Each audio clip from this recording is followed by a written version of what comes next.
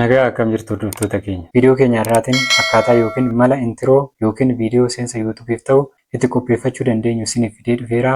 Haga xumuraatti nu waliin tura.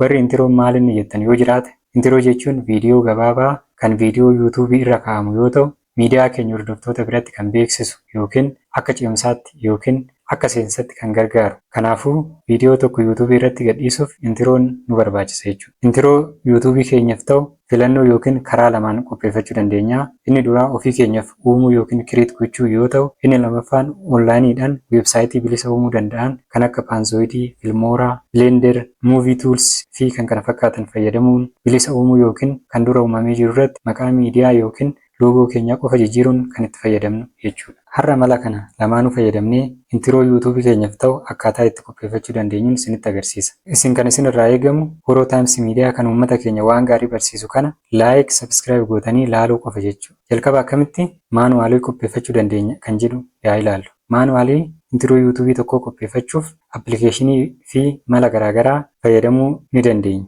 Ani garuu har'aaf appilikeeshinii Canva fayyadameen isinitti agarsiisa. Tole hordoftoota keenya, jalqaba appilikeeshinii Canva banneetu iddoo search jedhu kanarratti YouTube intiroo jennee barreeffannee search goona. Akkuma asirratti ani dura barreesseeru kana booda intiroo jenneen fida jechuudha. Isa booda filannoo lamatu nuuf dhufa. Ofiif kireet gootumoo saampilii as keessa jiru kana fayyadamtu kan jedhu ofii keenyaaf uumuu yoo barbaanne karaa bitaa kireet e blank YouTube intiroo kan jedhu kana xumuna yookiin lakkii ani ganaa hin dadhabu yoo jenne saampiloota yookiin teempileetota namoonni biroo qopheessan kana maqaa miidiyaa yookiin loogoo keenyaa jijjiiruun itti fayyadamna jechuudha. Jalqaba irratti akkamitti maanuwaalii uumuu dandeenya kan jedhu yaa ilaallu. Asirratti karaa bitaa dhufnee maal goona? Kireet e blank intiroo kan jedhu kana kilik goona jechuudha. Isa kana erga kilik goone booda bakka duwwaan kun haala kanaan nu banama.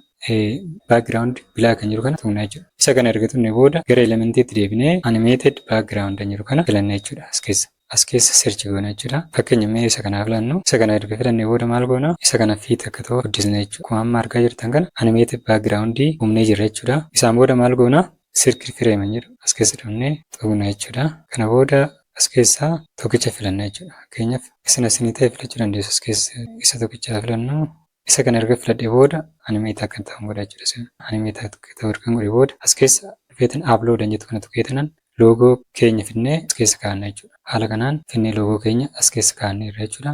Isaan booda element jedhu kana biraan mallee dhufnee circle animated kan jedhu kana as keessa filanna jechuudha. Fakkeenyaaf bilisa ta'anii jiru as keessa circle animated kan jedhu kana fakkeenyaaf kana filanne isa kana finnee maal goona? Akka barreeffama keenya nu walaannu as kana yookiin immoo loogoo keenya akka nu walaannu as kana haala kanaan loogoo keenya as keessatti uumne irra jechuudha. Erga kana uumne booda maal goonaa? Maqaa miidiyaa keenya asitti barreeffanna jechuudha. Asitti dhufneetti karaa bitaa irra gadee kana dhufnee teekistan jedhu kana tuqna. Asitti add heading kan jedhu kana dhufneetti maqaa miidiyaa keenyaa barreessina jechuudha. Horoo Taayims Miidiyaa. Isa kana erga barreeffannee booda maal goonaa? Asitti kilik goonetti gadi finnee toora kana keenya kalarri isaa waan mul'anneef maal ta'uu qaba? Gara white jechuu dandeenya akkanatti. Haala kanaan maqaa miidiyaa keenya barreessinee xumurree jirra jechuudha.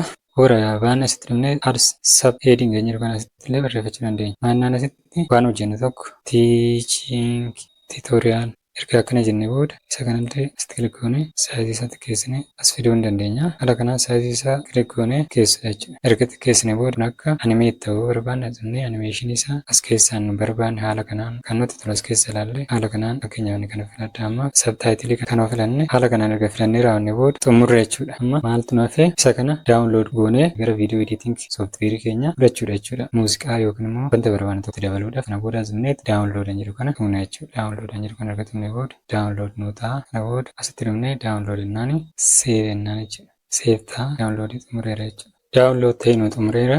Ergaa kana qopheeffannee raawwanne booda maali kabajamoo daawwattoota keenya isa kana gara viidiyoo editing sooftiweerii keenyatti fudhanna jechuudha. Ani amma kanatti fayyadamu CapCut kan jedhamu gosa viidiyoo editing sooftiweeriiti. Kanaafuu iddoo kana dhufee maal godhaa? Import jedhu kan bira dhufee nutti viidiyoo kana tuqa. Kana booda asitti daawunlood jedhu kana bira dhufnee intro sample jedhu kana asitti oopinidhaani. Kana booda kanatu naa dhufa. Isa kana diraa gadi godheetan gara timeline asitti fidadha jechuudha. Isa kana erga fidadhee booda ambiraamoo oodiyoo fideetan asitti dabala. Oodiyoo nan mataa kiyya fidadhee iddoo kana buusa jechuudha. Kana booda amma pilee yookaan jenneen kana booda sirrii isaa kanaan immoo irraa gara bitaa kana asitti fidannee ani barbaannu waan ta'eef iddoo kana dhufnee karaa kanaan irraa akka tuqanii balleessina. Amma sirrii nuu ta'eera jechuudha. Amma iddoo kana dhufnee wanneen waa dhugumatti baay'ee ajaa'iba. Kanaafuu haala kanaan intiroo mataa keenyaa uummanne jechuudha. Intiroo mataa keenyaa uumneerra. Kanaafuu isa kana dhufnee asitti annofumaanni ekspoortii goona daawunlood gochuudhaan nuuf. Kana booda isa kana maal goona ekspoortii goona. Ekspoortii erga goona booda asitti nu dhufa. Kana booda open folderidha. Folderii keenya dhufnee ishee kana nama daawunlood goona. Kanaafuu kana namaan nu dhufa jechuudha bakka. Haala nama ajaa'iba dhugumatti baay'ee nama ajaa'iba jechuudha. Haala kanaan intiroo mataa keenyaa ofii keenya qopheeffannee itti fayyadamuu dandeenya. Lakkii kanas hin barbaadu yoo jenne immoo googilii bananneet weebsaayitii bilisa intiroo nuuf qopheessuu danda'aniin qopheeffachuu dandeenya. Har'aaf mee weebsaayitii Paanzoid jedhamu fayyadamnee akkamitti akka qopheeffannu yaa ilaallu. Erga googilii banannee booda dhufneet asitti iddoo search jedhu kanatti paanzoid.com jennee barreessinaa isa booda enter jennaan jechuudha. Erga enter jenneen booda haala kanaan nu bana jechuudha. Erga nu bane booda baay'eetu jiru isa kana asii gadi diraa goonee barbaanna jechuudha. Yoo barbaanne as keessa filachuu dandeenya. Oomoo kana caalaa deemuu barbaanne immoo more creation jedhu kana tunneet as keessaa filannaa jechuudha. Fakkeenya mee as keessaa tokkichaa filannee ilaallu. Mee isuma kanaa filannu jechuudha har'aaf. Isa kana erga filannee booda edit gochuudhaaf asitti open clip maker jedhu kana tunna jechuudha. Erga isa tunnee booda haala kanaan nu banee jira. Asitti dhufneetti review goona jechuudha. Asitti mallattoo xiyyaa fakkaatu kana kilik goone booda baay'ee namatti tola jechuudha. Baay'ee bareeda. Maqaa miidiyaa keenyaa irratti barreessuudhaan maal goona isa kana post goonee raawwanneet asirratti irra gadee kanatti yeroo isa kana irratti dhufnee edit godhanna jechuudha. Asirratti inni jalqabaa kun agarsiisu maal piroojeektii haaraa ofii keessaniin akkana uumuu yoo barbaadan asitti eegaluu dandeessudha. Isa lammataa kana irratti dhufne immoo leengizii isaa dhugaa taphatamu akka turu yoo barbaadan leengizii isaa ofii keessanii asitti dhuftanii murteessuu dandeessu. Fireem reetii isaallee viidiyoo riizooluushinii isaallee ofii keessanii cheenji gootanii itti fayyadamuu dandeessu. Bakkeen as dhufne wanta baay'eetu jiru jechuudha. Asitti outdoor isaa jijjiiruu hin dandeessu. Asirratti wanta baay'ee jira waan ta'eef as keessaa isin kana jirtanii fayyadamuu hin dandeessu jechuudha. Kana booda asirratti deemnee maqaa miidiyaa keenyaa irratti barreeffanna jechuudha. Isa kana akkanatti daraa gadi goonetti guruupii teekist kan jiru kana irratti dhufneet maqaa miidiyaa keenyaa irratti barreeffanna jechuudha. Fakkeenyaaf neema jiru kana kilik erga goone booda asirratti nu dhufa jechuudha. Bakkee neema jiru kanatti maqaa miidiyaa keenyaa irratti barreessina. Fakkeenyaaf ani Oroo Taayims jedhaani. Kana booda enter jennaani. Ammas si'a lammaffaa xunneet asitti dhufnee Oroo Taayims jennaan jechuudha. Oroo Taayims jennaani.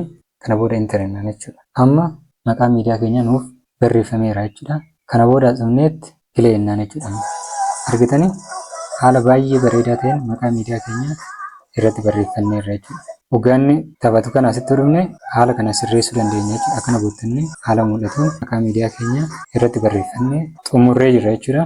Kan biraa immoo isuma kana poos goonee oodiyootti dabaluu yoo barbaanne ishee kana kilik goonee raawwanne asirra select jedhu kan xumurre jechuudha. Select jedhu kana gara faayilii keenyatti nu fudhata waan ta'eef faayilii keenya keessa yoo jiraate maqaa oodiyoo keenyaa yookiin immoo muuziqaa keenyaa itti galfachuu dandeenya jechuudha. Isaa kana malee. Kana booda isa kana erga itti galchine booda asitti play jennee ilaalla.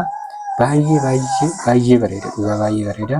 Isa kana poos goonee daawunlood gochuudhaaf ishee xiyyaa asii gadi mul'atu kana dhumna jechuudha. Kana booda asitti dhumnee moodii isaa hundumaa homaan xunnu asitti dhumnee start viidiyoo jedhu kana dhumna jechuudha. Kana booda your video is being rendered jedha. Amma akkuma isin argaa jirtan kana render gochaa jechuudha daawunlood gochuudhaaf. Amma akkuma isin argaa jirtan render godhee nu xumureera asitti dhumnee maannaan daawunlood your video jedhu kana xumna jechuudha.